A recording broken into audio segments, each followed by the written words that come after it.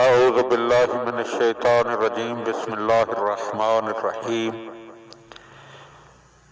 شیخ صدوق اپنی کتاب اکمال الدین میں محمد بن زیاد ازدی سے روایت کرتے ہیں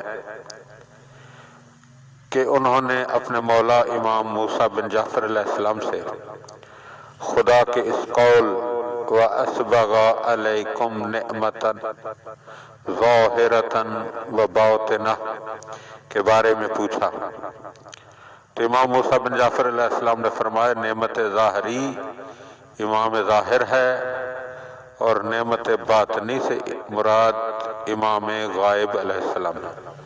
میں نے پوچھا ائمہ میں بھی کوئی ہوگا کہ جو غائب ہوگا؟ تو ساتھ میں امام علیہ السلام نے فرمایا ہاں، وہ خود ہماری آنکھوں سے غائب ہوں گے لیکن مومنوں کے دلوں میں ان کی یاد ختم نہ ہوگی۔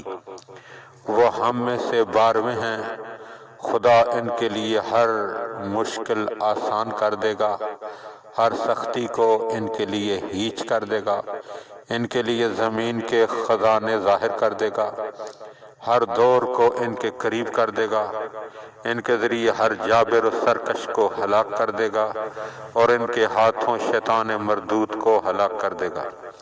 وہ تمام ماؤں کی سردار کے فرزند ہیں، ان کی ولادت لوگوں سے مخفی رکھی جائے گی اور ظہور تک لوگوں کے لیے ان کا نام لینا جائز نہیں ہوگا۔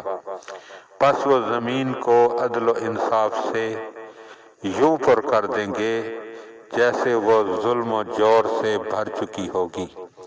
اور اسی کتاب میں یعنی اکمال الدین میں یونس بن عبد الرحمن سے نقل کیا ہے کہ حضرت امام موسیٰ بن جعفر الکاظم علیہ السلام نے فرمایا میں حق کو قائم کرنے والا ہوں، لیکن قائم وہ ہیں جو زمین کو خدا کے دشمنوں سے پاک کر دیں گے اور زمین کو عدل سے یوں بھر دیں گے جیسے وہ ظلم سے بھر چکی ہوگی۔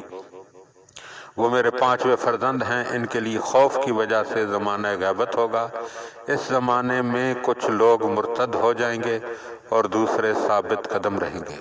پھر آپ نے فرمایا ہمارے شیعوں کے لیے خوشخبری ہے کہ جو ہماری رسی کو تھامے ہوئے ہیں، ہمارے ساتھ تولا اور ہمارے دشمنوں سے تبرہ پر ثابت قدم ہیں۔ وہ لوگ ہم سے ہیں اور ہم ان سے ہیں، وہ ہمیں اپنا ایمان مان کر راضی ہیں اور ہم ان کو اپنا شیعہ مان کر راضی ہیں۔ ان کے لیے خوشخبری ہے خدا کی قسم وہ بروز قیامت ہمارے ساتھ ہمارے درجے میں ہوں گے۔ اللہم صلی علی محمد و آل محمد۔ اعوذ باللہ من الشیطان الرجیم بسم اللہ الرحمن